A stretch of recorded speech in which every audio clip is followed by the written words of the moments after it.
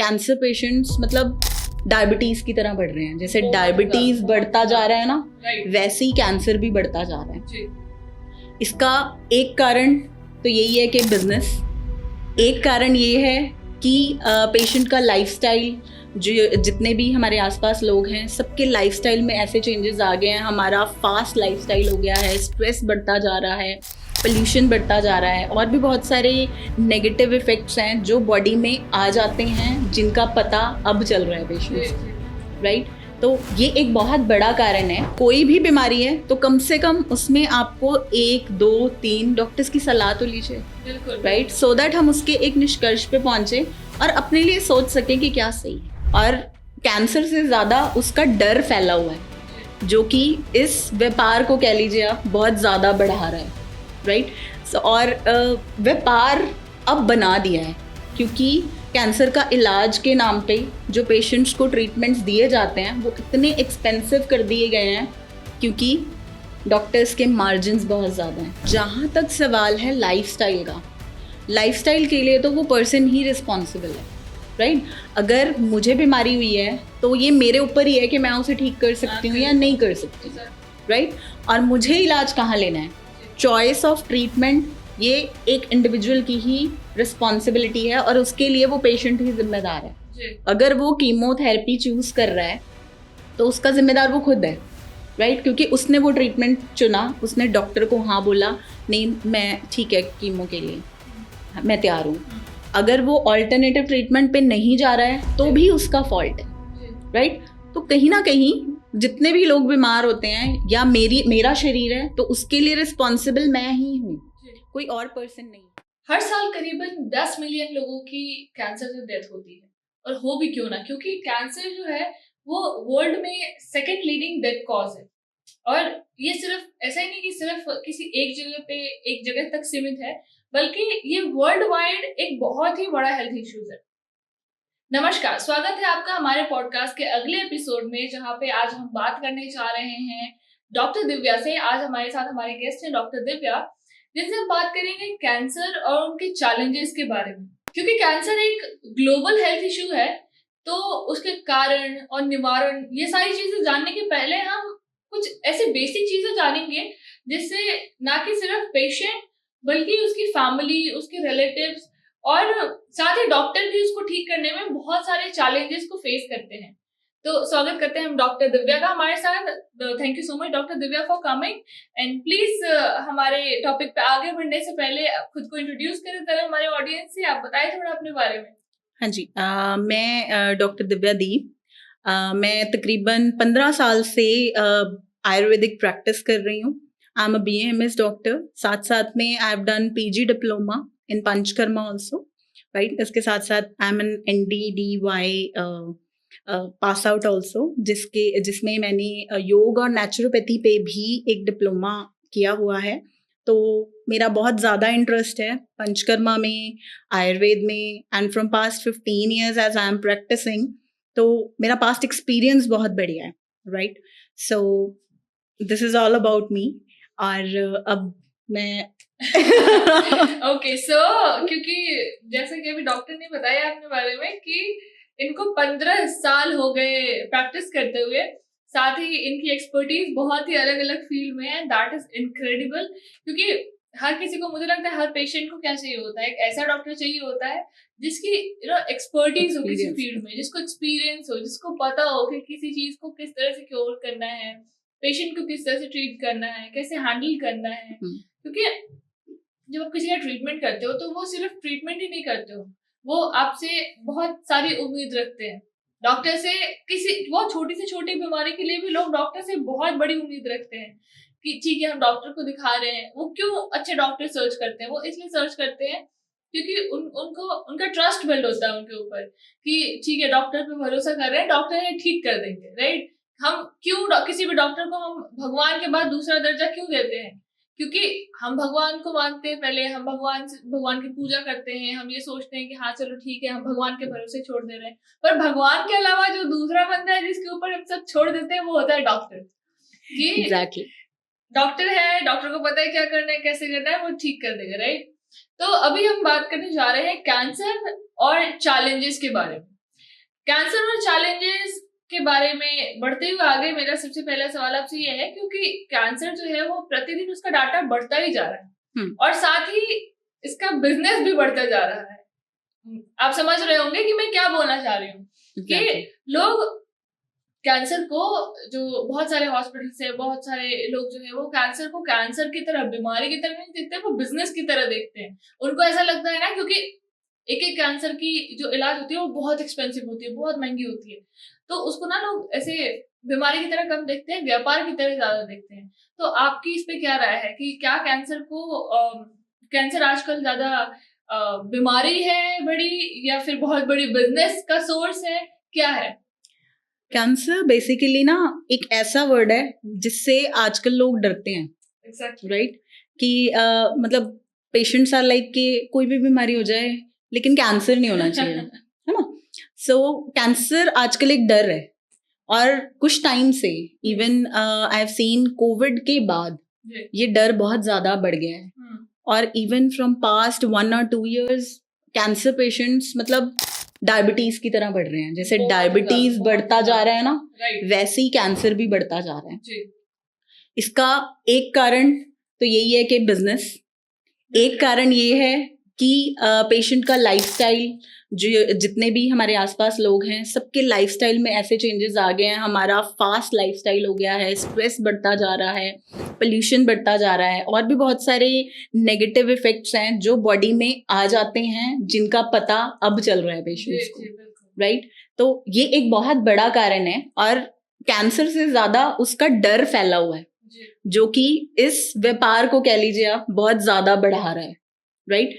और व्यापार अब बना दिया है, क्योंकि कैंसर का इलाज के नाम पे जो पेशेंट्स को ट्रीटमेंट्स दिए जाते हैं वो इतने एक्सपेंसिव कर दिए गए हैं, क्योंकि डॉक्टर्स के मार्जिन्स बहुत ज्यादा हैं। वो एक बहुत बड़ा रीजन है ये व्यापार में कन्वर्ट हो रहा है, राइट? बाकी आई थिंक हम थोड़े और बात करते हैं तो आपको और भी कई सारे रीजंस इसमें दिखेंगे। बिल्कुल बिल्कुल, क्योंकि अभी हम बात करेंगे आगे बढ़ते हुए इसके बारे में भी। उसके पहले आप ये बताएं कि क्या कैंसर के मरीज जो होते हैं उनको, जो उनकी बीमारी है, क्या उनकी रिस्पॉन्सिबिलिटी उनको लेनी चाहिए, जो उनकी इलाज हो रही है उसकी, या उनकी बीमारी की रिस्पॉन्सिबिलिटी उनको लेनी चाहिए क्या? क्योंकि क्या होता है ना कि हर किसी की लाइफस्टाइल अलग होती है, ठीक है? बहुत सारे लोगों की लाइफस्टाइल में फूड हैबिट्स, उनके लाइफस्टाइल चेंजेस, उनके अल्कोहल कंजम्पशन, स्मोकिंग, बहुत सारी चीजें इंक्लूडेड होती है। तो आपका इस पे क्या ख्याल है? देखिए, जहां तक सवाल है लाइफस्टाइल का, लाइफस्टाइल के लिए तो वो पर्सन ही रिस्पॉन्सिबल है, राइट? अगर मुझे बीमारी हुई है तो ये मेरे ऊपर ही है कि मैं उसे ठीक कर सकती हूँ या नहीं कर सकती हूँ, राइट? और मुझे इलाज कहाँ लेना है, चॉइस ऑफ ट्रीटमेंट, ये एक इंडिविजुअल की ही रिस्पॉन्सिबिलिटी है, और उसके लिए वो पेशेंट ही जिम्मेदार है। अगर वो कीमोथेरेपी चूज कर रहा है तो उसका जिम्मेदार वो खुद है, राइट? क्योंकि उसने वो ट्रीटमेंट चुना, उसने डॉक्टर को हाँ बोला, नहीं मैं ठीक है कीमो के लिए मैं तैयार हूँ। अगर वो ऑल्टरनेटिव ट्रीटमेंट पे नहीं जा रहा है तो भी उसका फॉल्ट है, राइट? तो कहीं ना कहीं जितने भी लोग बीमार होते हैं, या मेरा शरीर है तो उसके लिए रिस्पॉन्सिबल मैं ही हूँ, कोई और पर्सन नहीं है, और वो डिसीजन भी आपका ही होना चाहिए, और वो डिसीजन सही होना चाहिए। इसलिए कोई भी बीमारी है तो कम से कम उसमें आपको 1, 2, 3 डॉक्टर्स की सलाह तो लीजिए, राइट? सो दैट हम उसके एक निष्कर्ष पे पहुंचे और अपने लिए सोच सके कि क्या सही है। बिल्कुल बिल्कुल।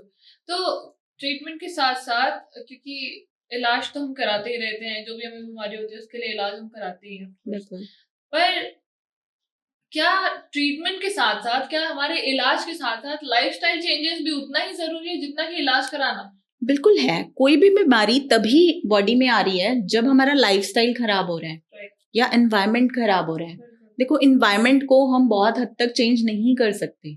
अगर दिल्ली में पोल्यूशन है तो वहां है, we can not help it, जब तक कि उस पर सरकार कुछ नहीं कर रही, या हम एनवायरनमेंट में उसका योगदान हमने भी दिया है।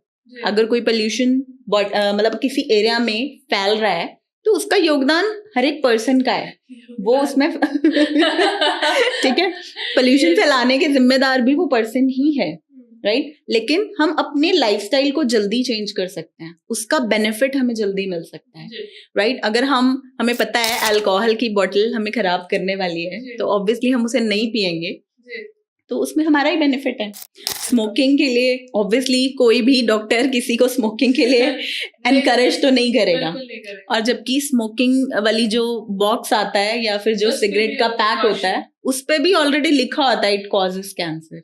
उसके बावजूद भी अगर हम जहर ले रहे हैं तो वो आपका ही डिसीजन है। बिल्कुल बिल्कुल, पूरी रिस्पॉन्सिबिलिटी पेशेंट की ही है। हाँ, बिकॉज जब आपको पता है कि सिर्फ आपकी बॉडी ही नहीं बल्कि हर किसी की बॉडी ऑलमोस्ट सेम होती है, हर किसी की बॉडी सेम चीजों से ही बनी होती है, राइट।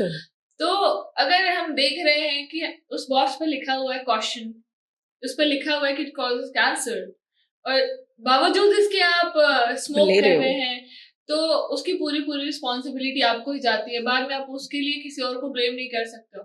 कई बार मैंने ये भी देखा, मतलब मैं पर्सनली मैंने ये भी देखा, मेरे आसपास बहुत सारे लोग हैं जो दे डू स्मोक, राइट। तो उनको जब हम बोलते हैं ना कि हाँ ऐसा होता है वैसा होता है, तो उन्हें मुझे कई लोगों ने एक बात बोली, बिकॉज आई डोंट स्मोक, और मैं अपने आसपास स्मोक टॉलरेट भी नहीं कर सकती, बिल्कुल ही नहीं कर सकती। तो जब मैं उनको बोलती हूँ ऐसा कि I don't smoke and I can not tolerate the smell और द स्मोक, तो वो ऐसे कहते हैं कि तुम भी पीना शुरू कर दो, फिर ना तुम्हें अच्छा लगेगा। आई मीन तुम खुद मर रहे हो वो अलग बात है, पर तुम्हें दूसरों को क्यों इनकरेज करना है उसके लिए? एग्जैक्टली मतलब क्योंकि आपकी responsibility as a good citizen ये बनती है ना कि आप अच्छी बातें बताओ लोगों को, आप लोगों को अच्छे के लिए इनकरेज करो, ना कि इसके लिए कि हाँ भाई मुझे कैंसर हो रहा है, काम कर, ये ले एक सुट्टा तुम्हें फूक, तुझे भी कैंसर होगा, फिर हम इकट्ठे इलाज कराने चलेंगे। तो ये आपकी भी समझदारी होनी चाहिए कि अगर कोई पर्सन बोल रहा है आपको, तो ये आपका खुद का सबकॉन्शियस माइंड होना चाहिए कि नहीं ये चीज खराब है। बिल्कुल। अगर 10 लोग एक कमरे में बैठ के स्मोक कर रहे हैं, इट डजंट मीन कि 11वां बंदा भी स्मोक करे। मैं हूँ 11वां बंदा। एग्जैक्टली जो या तो कमरे से बाहर चला जाता है या बाकियों को बाहर भेज देता है। यही सबसे अच्छा तरीका है, इसलिए आप हेल्दी हैं। that's a controversial topic because बहुत सारे लोग इस चीज से एग्री नहीं करते हैं। एनीवेज, क्योंकि बॉडी में जो कैंसरस सेल्स होते हैं, ठीक है, वो अलग अलग चीजों से आप ये कह सकते हैं कि बढ़ते हैं या पनपना शुरू होते हैं। आपको क्या लगता है बॉडी में जो हमारे कैंसरस सेल्स होते हैं, इनकी डेवलपमेंट कैसे डिटरमाइन की जाती है? मतलब कौन डिटरमाइन करता है? लाइफस्टाइल करता है, या हमारी फूड हैबिट्स करते हैं, या हमारे जेनेटिक्स करते हैं, हमारी डाइट करती है, कौन करता है? देखिए, ये जितने भी फैक्टर्स आपने गिनाए, फूड हैबिट्स, जेनेटिक्स, ये सब एक तरह से एग्रेवेटिंग फैक्टर्स हैं, ठीक है। बॉडी में अगर कैंसर बढ़ रहा है या बन रहा है, हर एक बॉडी में कैंसर सेल्स ऑलरेडी होते हैं। जब भी उन्हें मौका मिलता है तो वो क्या करते हैं, ग्रो करना शुरू कर देते हैं। और वो ग्रो करना इसलिए शुरू करते हैं क्योंकि उन्हें वो मीडियम मिल रहा है। वो कहाँ से आता है? हमारे खाने से ही आता है। वो अल्कोहल या स्मोकिंग से ही आता है, राइट, या वो पैक्ड फूड से आता है। हम लोग रोज चाय पीते हैं, राइट, टी बैग्स यूज करते हैं ऑफिस में, तो उन टी बैग से भी कुछ एग्रेवेटिंग फैक्टर्स हैं जो बॉडी में आ जाते हैं। टी बैग से कैसे आते हैं? बहुत सारा माइक्रोप्लास्टिक उन टी बैग्स के जरिए हमारी बॉडी में चला जाता है। हम तो चाय पी रहे हैं, लेकिन है तो वो जहर ही। जहर आप थोड़ा थोड़ा करके रोज पी रहे हो, उससे आपकी बॉडी ही इफेक्ट होगी, right. So at least tea bags तो पूरी तरह बंद हो जाने चाहिए। वो एक बहुत बड़ा फैक्टर है आज की डेट में कैंसर बढ़ रहा है उसका, राइट। सो इस तरह से ये एग्रेवेटिंग फैक्टर जैसे ही बॉडी में एक अच्छी मात्रा में आने शुरू हो गए तो वो कैंसर सेल्स ग्रो करने शुरू हो जाते हैं। जहां पे ग्रो करते हैं वहां का कैंसर डेवलप करते हैं। अगर वो ब्रेन में जाएंगे तो ग्लायोमा बन जाएगा, ब्रेन ट्यूमर बन जाएगा। अगर वो लंग्स में जाएंगे तो लंग कैंसर बन जाएगा। हर एक सेल का इंडिविजुअल बॉडी पार्ट्स के अकॉर्डिंगली कुछ नाम होते हैं, कुछ स्पेसिफिक सेल्स होते हैं, उन्हीं पे कैंसर्स के नाम दिए जाते हैं। आजकल हम ऐसा देखते हैं कि औरतों में ब्रेस्ट कैंसर बहुत ही ज्यादा बढ़ता जा रहा है। उसका सबसे बड़ा रीजन क्या है? सबसे बड़ा कॉज क्या है उसका? देखिए, इंडिया में सबसे बड़ा कारण ब्रेस्ट कैंसर का ये है कि इंडिया में जो फीमेल्स हैं वो बहुत शाय हैं, दे डोंट डिस्कस। मैंने ऐसे पेशेंट भी देखे हैं जो सडनली एक बार इमरजेंसी में, मेरे पास एक पेशेंट वॉक इन करके आए थे एंड शी सेड मेरे ब्रेस्ट में पेन हो रहा है. सो उसको हम अलग से रूम में लेके गए कि we are going to check कि क्या प्रॉब्लम है. And when she pull up her shirt, उसने दिखाया वो पूरा नेक्रोज्ड हो चुका था. इट वाज कैंसर, जो देखने से ही समझ में आ रहा था, लेकिन वो फीमेल ने शर्म के मारे किसी को बताया ही नहीं. एंड ये तब की बात है जब मैं इंटर्नशिप कर रही थी एंड आई वाज वर्किंग, और मैंने इमरजेंसी रूम में उस पेशेंट को डील किया और उसको फिर गाइड किया कि दिस इज नॉट नॉर्मल, आपको इसके लिए इन्वेस्टिगेशन करानी है. राइट? तो ये भी बहुत बड़ा रीजन है. फीमेल्स शेयर नहीं करती, फीमेल्स की कोई सुनता नहीं है. स्ट्रेस लेवल फीमेल्स का बहुत ज्यादा है. दे आर ओवरबर्डन्ड, चाहे वो घर में रहने वाली फीमेल हो, चाहे वो काम करने वाली फीमेल हो. और ये सबसे बड़ा रीजन है, स्ट्रेस सबसे बड़ा रीजन कि फीमेल पेशेंट्स को ब्रेस्ट कैंसर इतनी तेजी से फैल रहा है. इंडिया में इसका रोकथाम इसलिए नहीं होता क्योंकि बताने में ही बहुत लेट कर देते हैं. जितना लेट डिजीज हमारे पास आएगा उतना ही ज्यादा टाइम लगेगा उस ट्रीटमेंट को ठीक होने में. राइट. उसके सिम्टम्स क्या क्या होते हैं? ब्रेस्ट कैंसर में या तो पेशेंट को कोई गांठ फील होगी ब्रेस्ट में, इसलिए हर एक फीमेल को एग्जामिन करना चाहिए ब्रेस्ट कैंसर के लिए कि कोई गांठ तो नहीं है, कहीं पे पेन तो नहीं हो रहा है. राइट? कुछ पेशेंट्स में डिस्चार्ज होता है, कुछ पेशेंट में ब्लीडिंग होती है. ठीक है, तो ये सब सिम्टम्स हैं ब्रेस्ट कैंसर के. इसका मेजर रीजन क्या होता है? मेजर रीजन इसका हार्मोन्स ही है. कारण सेम ही है, लेकिन वो उन्होंने क्या किया, अब उन सेल्स को एक्टिव कर दिया कि वो ग्रो करना शुरू करके, और उन्होंने उसको निग्लेक्ट कर दिया. अगर हम निग्लेक्ट करते जाएंगे ऑब्वियसली वो बीमारी एक बहुत बड़ा रूप ले लेगी. राइट? सो हमें उस स्टेज तक पहुंचना ही नहीं है. इसलिए ब्रेस्ट कैंसर के अवेयरनेस आजकल बहुत ज्यादा हॉस्पिटल्स में होनी शुरू हो गई है. और आजकल की फीमेल्स फिर भी थोड़ा सा मैं सोचती हूँ कि वो अवेयर हैं और इस चीज को लाइटली नहीं लेती. और बहुत अर्ली स्टेज पे भी ब्रेस्ट कैंसर डेवलप जो होते हैं वो पता लग जाता है. बट अगर मैं 10 साल पीछे की बात करूं या 12 साल पीछे की बात करूं, बहुत बुरा हाल था. मतलब कैंसर पेशेंट्स और ब्रेस्ट कैंसर के पेशेंट्स इतने ज्यादा हैं कि उसका नंबर खत्म ही नहीं हो सकता. बिल्कुल सही बात है, क्योंकि आजकल तो बहुत ही ज्यादा रैपिड ग्रोथ देख रहे हैं उसमें. बिल्कुल. क्योंकि बहुत बार ऐसा होता है कि औरतें या तो उस चीज को निगलेक्ट कर देते हैं कि हाँ ठीक है ऐसा माइनर पेन होगा, या तो उस चीज पे ध्यान नहीं देते हैं. उनको ऐसा लगता है कि हाँ ठीक है इस तरह की चीजें हो जाती है कभी कभी, या तो उनके साथ ये होता है कि उनकी लाइफस्टाइल ऐसी होती है कि वो उस चीज को इग्नोर कर देते हैं. या तो एक मैरिड फीमेल की कितने लोग सुनते हैं, कितनी आजकल के टाइम में तो फिर भी सुनते हैं. राइट? लेकिन अगर मैं 10 साल पहले अपनी मम्मी की बात करूं या फिर अपनी किसी बड़ी दीदी की बात करूं जो मुझसे 15-20 साल बड़ी हैं या 10 साल बड़ी हैं, वो घर में एक पड़े हुए सामान की तरह ही है. राइट? उनकी सुनता ही नहीं है कोई, तो वो डिजीज भी नहीं बताती. एक सिंपल सी बात करें, कॉन्स्टिपेशन की अगर बात करें ना, कॉन्स्टिपेशन को कोई बीमारी नहीं समझता, जबकि सबसे बेसिक कॉज कॉन्स्टिपेशन ही होता है हर बीमारी का. Right? So these are things that not need to be ignored. Because जब तक आपका गट हेल्थ नहीं अच्छा होगा, जब तक आपका गट क्लियर नहीं होगा, तब तक आपकी पूरी लाइफस्टाइल ही ऐसे अटकी रहेगी एक जगह पे. बिल्कुल. क्योंकि गट हेल्थ जो है वो बहुत सारी चीजों को अफेक्ट करता है. वो आपकी माइंड को अफेक्ट करता है, आपकी लाइफस्टाइल को अफेक्ट करता है, आपके स्किन को अफेक्ट करता है. मेरा मेन कंसर्न है हाँ, स्किन को अफेक्ट करता है. और क्योंकि इम्प्योरिटीज जो होते हैं वो क्लियर नहीं होते. राइट? वो आपकी गट क्लियर नहीं होगी, इम्प्योरिटीज क्लियर नहीं होंगे, और इस तरह से मतलब क्योंकि ऐसा होता है ना कि वो सिर्फ इंटरनली इफेक्ट नहीं करता. मान लो जिसका गट क्लियर नहीं, तो उसके साथ तो ऐसा होगा ना कि वो पूरे दिन ये सोच रहा होगा अरे यार शिट आज तो मेरा स्टूल पास नहीं हुआ, आज तो नहीं हुआ. फिर कल भी नहीं हुआ तो फिर वो कहेगा अरे यार आज भी नहीं हुआ, तो उससे स्ट्रेस बढ़ रहा है. उसके अगले दिन भी नहीं हुआ तो फिर वो कहेगा अरे आज भी नहीं हुआ. और कई बार लोग ना बहुत शर्माते भी हैं, बहुत ज्यादा शाय होते हैं जो लोग, वो लोग बताते भी नहीं किसी को कि अरे यार कॉन्स्टिपेशन हो गया, ताकि आगे वाला बंदा उनको कोई एडवाइस दे सके, कोई सजेशन दे सके कि हाँ तुम ये खाओ या ये करो, ऐसा करो तो ये ठीक हो जाएगा. राइट? या उसमें कुछ सुधार आ सकता है. तो मुझे लगता है कि सबसे बड़ी चीज तो किसी भी बीमारी के लिए ये है कि आपको डिस्कस करना चाहिए, किसी से भी करो, बिल्कुल, कोई आप भी अपने बीमारी है घर डिस्कस। पे किसी से डिस्कस करो, किसी फ्रेंड से डिस्कस करो, किसी डॉक्टर से कंसल्ट कर लो, पर डिस्कस करना चाहिए चीजें, राइट। वापस आते हैं हम कैंसर पे। ये बहुत ही इंटरेस्टिंग सवाल है। आपको सुन के थोड़ी हंसी भी आ सकती है या आप थोड़ा वियर्ड भी रिएक्ट कर सकते हैं, मुझे पता नहीं आप कैसा रिएक्ट करेंगे, पर कैंसर का इलाज इतना महंगा क्यों है? कैंसर का इलाज इतना महंगा क्यों है? क्योंकि इसमें बहुत सारे थेरेपीज होते हैं, बहुत सारे ट्रीटमेंट्स होते हैं, और दिन पे दिन और महंगा ही क्यों होता जा रहा है, सस्ता क्यों नहीं हो रहा है? उसके बहुत सारे रीजंस हैं। इसका सबसे बड़ा रीजन है एलोपैथिक प्रोटोकॉल्स, राइट।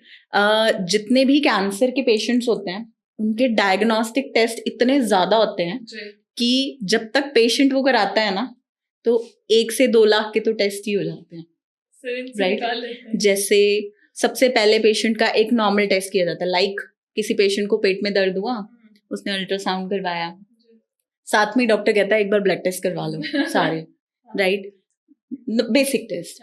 उसके बाद अगर अल्ट्रासाउंड में कोई गांठ निकल आई तो डॉक्टर कहता है सीटी कराओ। सीटी कराया, ये क्या किस तरह की गांठ है उसको देखने के लिए, क्या ये उसी जगह से ओरिजिन हुई है या कहीं और से, तो डॉक्टर कहता है पेट स्कैन कराओ। पेट स्कैन में अगर उसको 2 या 3 जगह गांठें आई हैं तो इसका बेसिक ये कैसी गांठ है उस सेल को टेस्ट करते हैं, बायोप्सी करवाते हैं, राइट, वो एक और जांच। तो इन सब में जांचें कराने में ही 1 से 2 लाख रुपए तो वैसे ही चले जाते हैं। उसके बाद अगर मान लीजिए वो कैंसरस निकल आया, फिर उसका इलाज, सबसे पहले कोई बड़ी गांठ है उसकी सर्जरी कर दी जाती है। Surgery already can cost you 1 और 2 लाख रुपीज, ठीक है। उसके बाद अगर वो कैंसरस निकल आई, सर्जरी के बाद जो सैंपल गया उसका भी टेस्ट होता है। उस सैंपल को टेस्ट करने के बाद डॉक्टर डिसाइड करता है कि कौन सा कीमो या कौन सी रेडिएशन देनी है, राइट। वो उस चीज को डिसाइड करने में जो कीमो का कॉस्ट है वो डबल हो गया।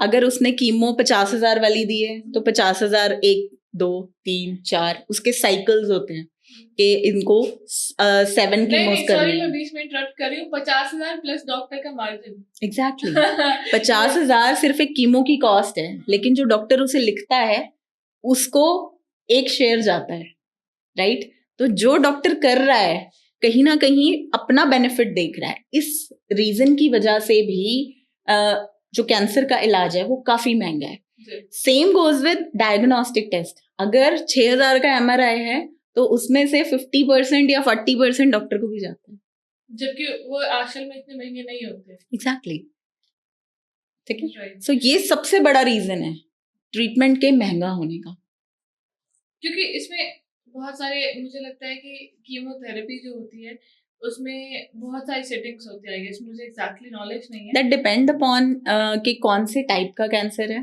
कुछ प्रोटोकॉल सेट होते हैं एलोपैथिक हॉस्पिटल्स या फिर कह लीजिए डॉक्टर्स की तरफ से कि ये कैंसर है तो इतने कीमोस करा के फिर we will go for scan, और PET scan itself cost approximately 10,000 एक स्कैन का, right. So it's a very high cost treatment. तो पेशेंट का आधे से ज्यादा पैसा तो ट्रीटमेंट और डायग्नोसिस में ही निकल जाता है। रिकरेक्शन, आधे से ज्यादा पैसा और खून। एग्जैक्टली आधा खून निकल जाता है, आधा खून जल जाता है, ये सोच के कि इतने सारे पैसे कहाँ से लाएंगे हम, राइट। क्योंकि जहां तक मतलब मैं अवेयर हूँ इस चीज से, मैंने कई बार देखा है, because I used to work for a few NGOs। तो उस टाइम पे जब आप किसी एक NGO के साथ कनेक्टेड होते हो तो और भी बहुत सारे NGOs के साथ में ना आपकी कनेक्शन वैसे ही बिल्डअप हो जाती है।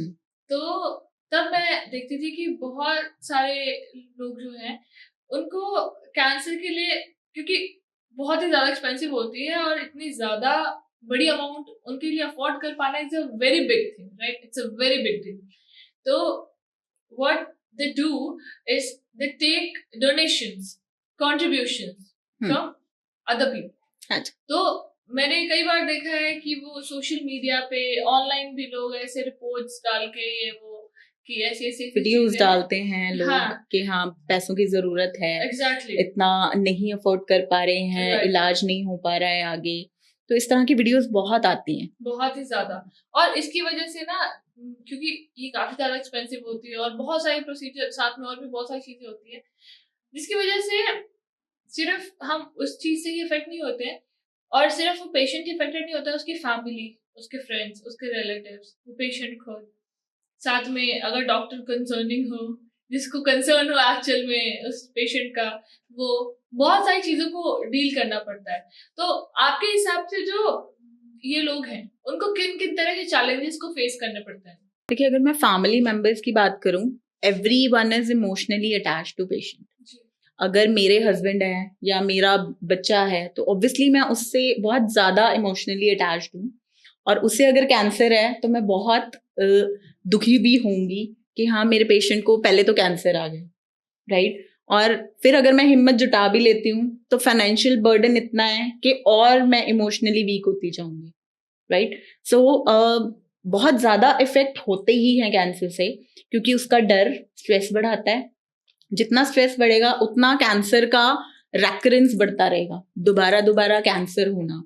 आपने एक बार कीमो कराई, एक बार रेडिएशन कराई, एक बार सर्जरी कराई, हो सकता है 6 महीने के लिए पेशेंट बिल्कुल ठीक है, लेकिन वो दोबारा आ जाता है कैंसर, राइट। तो ये एक सबसे बड़ा दुख है कि कैंसर जितना मर्जी इलाज करा लो ठीक ही नहीं होता, राइट, चाहे आप कितनी भी कीमोस करा लो। तो ये एक बहुत इमोशनली बहुत अफेक्ट होते हैं हमारे जितने भी पेशेंट्स हैं, उनके साथ वाले हैं, और उनकी डेली रूटीन भी बहुत ज्यादा डिस्टर्ब होता है। Right. अगर मैं मेरे घर में कोई कैंसर पेशेंट है, ऑब्वियसली मैं अगर कमाऊंगी ही नहीं तो मैं पेशेंट का इलाज कैसे कराऊंगी? बिल्कुल। तो ये एक स्ट्रेस भी है, प्लस ओवरबर्डन भी है, प्लस फाइनेंशियली डिपेंड मैं उसी पेशेंट पे हूँ, ये भी है। तो ये सब इमोशनली इतना ड्रेनिंग है कि 1 से 2 साल या 6 महीने बाद पेशेंट कहता है बस अब तो मुझे उठा ही लो, राइट। तो ये इतना इमोशनली एक पेशेंट को तो दुखी करता ही है, लेकिन साथ वालों को भी उतना ही इफेक्ट करता है जितना वो पेशेंट को कर रहा है। एग्जैक्टली। तो क्या ये जो प्रोसेस होते हैं, सर्जरी, दवाइयाँ, ये सारी चीजें जो होती हैं, इसके अलावा और कोई दूसरा वे नहीं है क्या? इसका कोई ऑल्टरनेटिव वे आयुर्वेदा में जिससे हम कैंसर को ट्रीट कर सकें? देखिए, कैंसर को ट्रीट करने के लिए बहुत और भी चीजें हैं। आजकल तो आयुर्वेद में ही बहुत अच्छा ट्रीटमेंट है। जैसे कि आयुर्वेद में अगर हमें ट्रीटमेंट की बात करूं, जितना हम शरीर को बल देते रहेंगे ना, उतना जल्दी हर बीमारी रिवर्स होनी शुरू हो जाएगी। और ये कोई किताबों में लिखी बात नहीं है, ट्राइड एंड टेस्टेड है। हम यहाँ पे हिम्स हॉस्पिटल में हमारे पास स्टेज 4 पेशेंट्स भी आए हैं, स्टार्टिंग फर्स्ट स्टेज वाले पेशेंट्स भी आए हैं। ऑल्दो फर्स्ट स्टेज वाले पेशेंट को रिकवर करना बहुत आसान होता है, और जो न्यूली डायग्नोस्ड है, जिनका कोई ट्रीटमेंट नहीं हुआ, लेकिन ऐसे पेशेंट जिनको लास्ट स्टेज कैंसर है, डॉक्टर ने बोल दिया जाओ घर ले जाओ, सेवा कर लो, वो पेशेंट्स भी जब आते हैं तो हम उनकी बीमारी को रिवर्स करने के तरीके, उनकी शरीर को इम्यूनिटी को बिल्डअप करने के तरीके शुरू करते हैं। जो पेशेंट्स पंचकर्मा ले सकते हैं उन्हें पंचकर्मा से ठीक करते हैं, जो पेशेंट सिर्फ डाइट ले सकते हैं उनको सिर्फ डाइट से ठीक करते हैं। उसके अलावा बहुत सारी आयुर्वेदिक हर्ब्स हैं जिनके बहुत मार्वेलस रिजल्ट्स आते हैं कैंसर पेशेंट्स में, right. So we work on that, और उससे बहुत अच्छे रिजल्ट्स भी मिले हैं। तो आपको क्या लगता है कि आयुर्वेदा जो है वो कैंसर के लिए मॉडर्न साइंस की जो ट्रीटमेंट्स होती है उससे ज्यादा इफेक्टिव है या उससे कम इफेक्टिव है? मेरे हिसाब से जो पेशेंट बिलीव करता है ना, लाइक किसी भी पेशेंट को अगर विश्वास है कि मैं इस ट्रीटमेंट से ठीक हो जाऊंगी या ठीक हो जाऊंगा, तो ही वो ठीक हो सकता है, चाहे वो एलोपैथी हो चाहे वो आयुर्वेद हो। राइट, विल पावर बहुत ज्यादा इम्पोर्टेंट है, बहुत ज्यादा। हाँ जी, माइंडसेट ही आपको ठीक कर सकता है, चाहे आप आयुर्वेदिक लो। अगर आपको विश्वास है, अगर एक डॉक्टर ने पानी का इंजेक्शन भी लगा दिया ना कि ये दवाई मुझे ठीक करेगी, और पानी का इंजेक्शन लगा दिया, तब भी वो पेशेंट ठीक हो जाएगा। हाँ, उनको अगर ऐसा होता है actually, it's a placebo effect. It's an placebo effect, जिससे कि हमारी बॉडी, हमारा माइंड उस चीज पे काम करता है। So yes, we can heal with the power of mindset. बिल्कुल, क्योंकि ऐसा होता है कि कई बार आपने सुना होगा गांव में जो लोग होते हैं वो ऐसे किसी क्या बोलते हैं उसे, जो ओझा टाइप्स लोग होते हैं, राइट? एग्जैक्टली, उनके पास जाते हैं कि ऐसे झाड़ फूक करते हैं झाड़ वो। फूक वाले लोग कि आप हमें ऐसा हो रहा है हमारे साथ, या फिर हमें ये दे दीजिए, वो कर दीजिए। और कई बार ऐसा होता है कि वो कुछ भी नहीं करते हैं, वो ऐसे कोई शीशी उठा के देंगे, बेशक उसमें पानी हो, नॉर्मल पानी हो, मंत्र फूक के दे देंगे कि हाँ ये लो, इससे ठीक हो जाएगा, ये ले जाके पिला देना, ये ले जाके कर देना, वो ठीक हो जाएगा। पर उस इंसान के दिमाग में ये बैठा हुआ है कि मैं कि इसको लेने से ठीक हो भाई जाऊंगा। ये तो है जादुई पानी, ये पीने से मैं ठीक हो जाऊंगा या मैं ठीक हो जाऊंगी। और वो पीने के बाद अगर वो खुद भी ठीक हो रहे हैं नॉर्मल पानी पीने के बाद, तो उनको ऐसा फील होगा कि अरे यार वो तो बाबा जी ने क्या चमत्कार कर दिया है मतलब उन्होंने ऐसा पानी दिया कि बस वो पीने के बाद तो मैं यूं ऐसे ठीक हो गया। जबकि एक्चुअल में ऐसा नहीं होता है। बिल्कुल, एक्चुअल में क्या होता है, वो पूरा आपका माइंडसेट होता है, आपकी विल पावर होती है जो आपको कंट्रोल कर रही होती है, आपको हैंडल कर रही होती है, आपको ठीक कर रही होती है, आपको हील कर रही होती है बेसिकली, राइट? यस। पर लोग इस चीज को हटके और अंधविश्वास में भी भरोसा करते हैं बहुत सारे लोग, तो उसका खैर हम कुछ नहीं कर सकते अभी। तो अभी हमने कैंसर के चैलेंजेस के बारे में बात की, हमने ये बात किया कि कैसे रिलेटिव्स या किस किस तरह की चैलेंजेस फेस करने पड़ते हैं कैंसर पेशेंट्स को, डॉक्टर्स को, और जो कैंसर के बिजनेसमैन उनको तो खैर क्या ही फेस करना पड़ता है एनीवेज। तो जो ऐसे पेशेंट्स हैं जो अफोर्ड नहीं कर सकते, क्योंकि कैंसर की जो ट्रीटमेंट है वो बहुत ही ज्यादा ओवर एक्सपेंसिव है, जो लोग उसको अफोर्ड नहीं कर सकते, क्या उनके लिए भी आपके शुद्धि या हिम्स हॉस्पिटल में कोई ऐसा इंश्योरेंस है या कोई ऐसी पॉलिसी है, या आयुष्मान कार्ड जो है वो अप्लाई होता है वहां पे भी? देखिए, वैसे तो आयुष्मान कार्ड सिर्फ एलोपैथिक हॉस्पिटल में चलता है। आपको जान के बहुत हैरानी होगी कि आयुष्मान योजना ये बेसिकली सरकार की तरफ से चलाई गई एक योजना है, जिसमें कि जो लो पॉवर्टी लाइन या बिलो पॉवर्टी लाइन वाले पेशेंट्स हैं उनको बेनिफिट मिल सकता है 5 लाख तक के इलाज का, जो कि बिल्कुल फ्री हो जाता है, राइट? लेकिन पेशेंट जो कैंसर वाले हैं उनका इलाज 5 लाख से ऊपर ही जाता है। एक तो ये प्रॉब्लम है, प्लस आयुष्मान योजना में सिर्फ एलोपैथिक हॉस्पिटल में ही इलाज संभव है। तो सबसे बड़ा कंसर्न तो यही है कि आयुष्मान योजना में पहले तो आयुर्वेद आना बहुत जरूरी है, राइट? कि आयुष को शामिल किया जाए। और आचार्य जी ने बीच में एक अभियान चलाया था कि आयुष्मान में आयुर्वेद को शामिल करें, राइट? सो वो काफी फेमस भी हुआ था। बाकी सब कोशिश कर रहे हैं कि हाँ आयुष्मान योजना में आयुर्वेद इंक्लूड हो जाए, ताकि जो इलाज पेशेंट को एलोपैथिक हॉस्पिटल में मिल रहा है उससे बेटर है कि हम आयुर्वेद में ही उसे ठीक कर दें, राइट? सो एक तो ये है, प्लस बहुत सारे हेल्थ इंश्योरेंसेस भी हैं जो कवर करते हैं, आयुष के अंदर कवरेज करते हैं, जो आयुर्वेद के इलाज को सपोर्ट करते हैं। भले उनमें रीइंबर्समेंट पॉसिबल हो या फिर कैशलेस हो, कुछ पॉलिसीज में कैशलेस भी पॉसिबल है। सो ये पॉसिबल है, आजकल है पॉसिबिलिटी। बाकी कुछ ऐसी भी योजनाएं हैं हिम्स में, जैसे कि CGHS पेशेंट्स कवर किए जाते हैं, राइट? तो CGHS एम्पैनलमेंट वाले पेशेंट्स को हम यहाँ इंक्लूड कर सकते हैं। हमारे बहुत सारे बड़े जो हॉस्पिटल्स हैं, लखनऊ, मुंबई, चंडीगढ़, इन जगहों पे हमारे पास कुछ एम्पैनलमेंट्स हैं।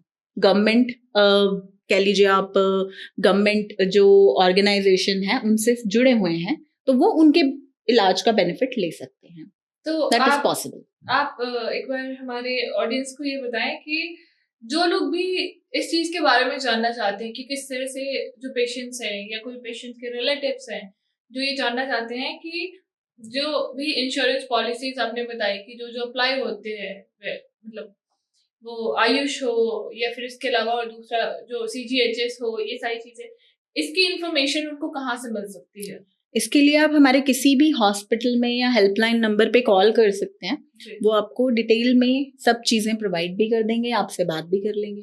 बाकी बहुत सारे डॉक्टर्स हैं जो इसके थ्रू ही काम करते हैं। लाइक मेरठ की अगर मैं बात करूं तो CGHS एम्पैनलमेंट के डॉक्टर्स ही अलग हैं, राइट?